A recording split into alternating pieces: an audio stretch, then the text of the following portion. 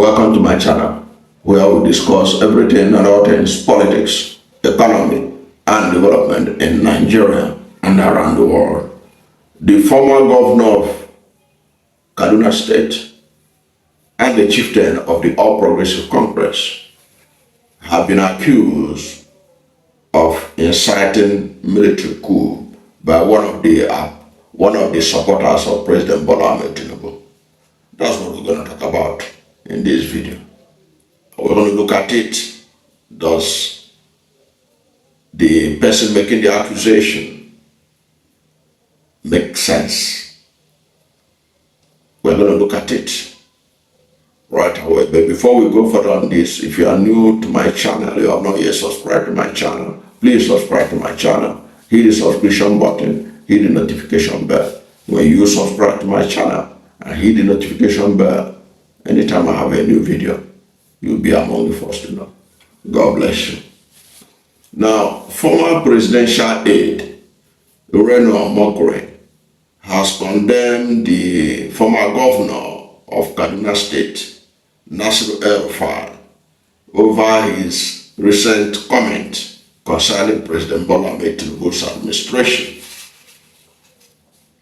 According to Reno Omokri, he said that El-Rufai's statement carried the potentials to incite military coup, labeling them as both irresponsible and treasonous. Writing on his X handle, Omokri conveyed his disapproval of El-Rufai's statement, which compared Tinubu's administration to military dictatorship. And this is what Reno Omokri wrote. He said, I read with dismay the coup-baiting comments by the former governor of Kaduna State, Malam El-Rufai. Not only is it irresponsible for any politician to bait the military to take over because they lost out in this administration, but it's also treasonous. Omokri wrote. Now, what was El-Rufai's offense, you may ask? Now, this is what El-Rufai said, reportedly said. He said, for those of us who have lived half our lives under military rule, we know what it is. We don't want a military rule, but we also don't want civilians behaving like the military in their barbariga and suits. He further added, this is a national emergency and we must act before history repeats itself. We must act before history repeats itself. That's what Malam El-Rufai wrote. Now, is there anything in this statement by Malam El-Rufai that suggests that he was inviting the military to take over government? Is there any suggestion whatsoever? Because this is what he said. I'll look at it again.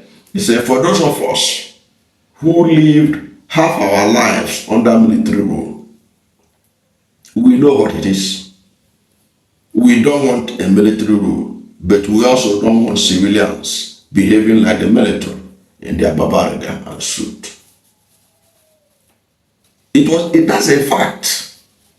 We don't like military rule. We don't want the military in our lives, in our government. We have experienced them. That was why we used to say it, that military dictatorship is an aberration. So we don't want it. And yes, Nasiru El-Rufai say yes, they don't want it. He don't want it. And Nigerians don't want it. But we also don't want civilian dictatorship. We cannot supplant military dictatorship with civilian dictatorship. That's what he's saying. Because rule of law must operate we cannot be a civilian government only by name when our actions show that we are no different from military dictatorship.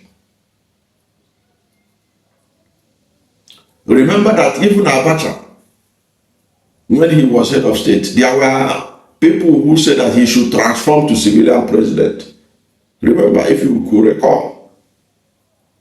Yet people were protesting against that Nigeria can't tolerate it. But there were million man march. People said Abacha should transform.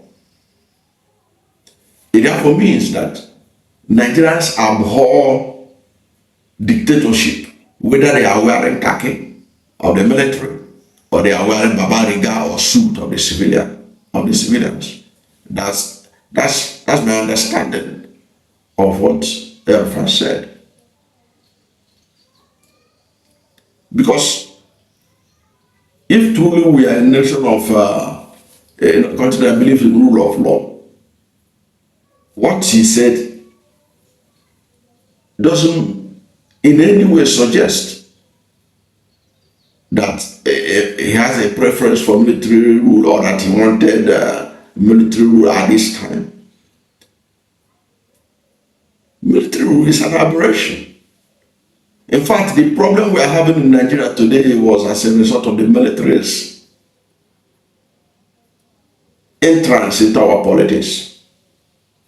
If you look at all the countries in the world where the military had tested power, those countries are yet to recover fully.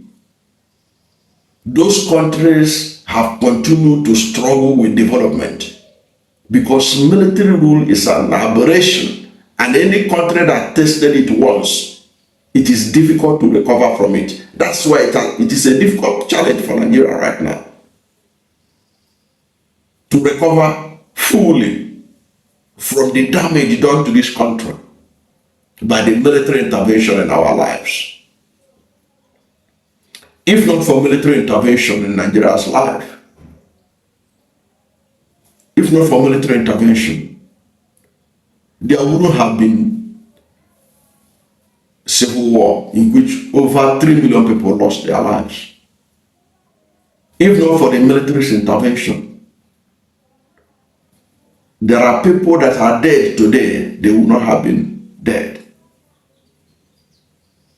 Military intervention set us back.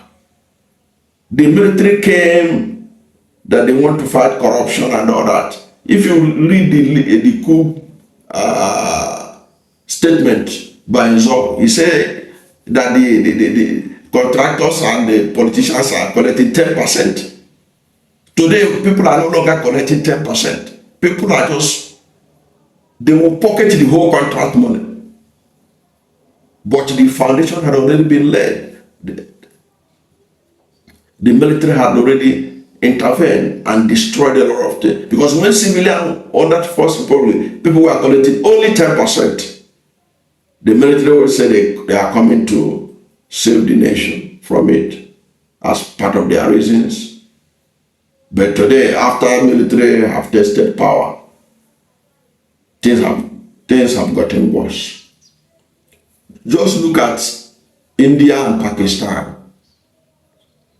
India and Pakistan were one country. India, until 1948, when Mohammed Nehru said that they want an Islamic republic, that they cannot live with Hindu-dominated India, that in case of independence, that Britain must divide India into two. They divided India into two: Islamic India, which became Pakistan, and India. Throughout, India have suffered several assassinations of their prime ministers. But in all those assassinations, the military has never one day taken over power in India.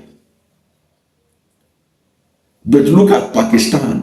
Like Nigeria, military takes over routinely. The only thing Pakistan can boast of today is just that he managed to get a nuclear weapon. You cannot equate India with Pakistan. Pakistan is a baby to India in terms of development, in terms of science and technology. Go and check those who are controlling the ICT in America today. Many of them are of Indian descent. Where is Pakistan? So there is nothing to recommend military as a system of government, and their intervention in any country is an aberration.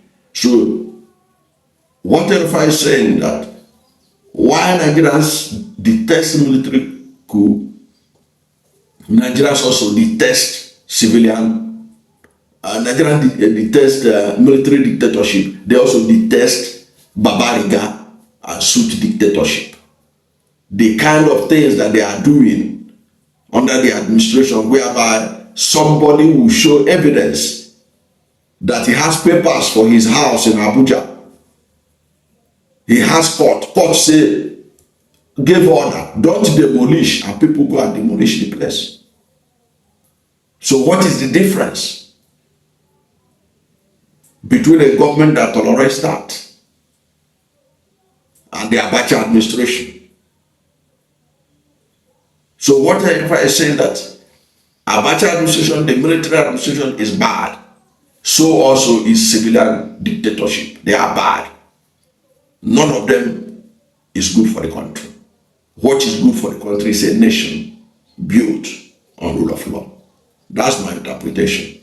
I don't know what you think about this. Whatever is your position, let's hear from you at the comment section.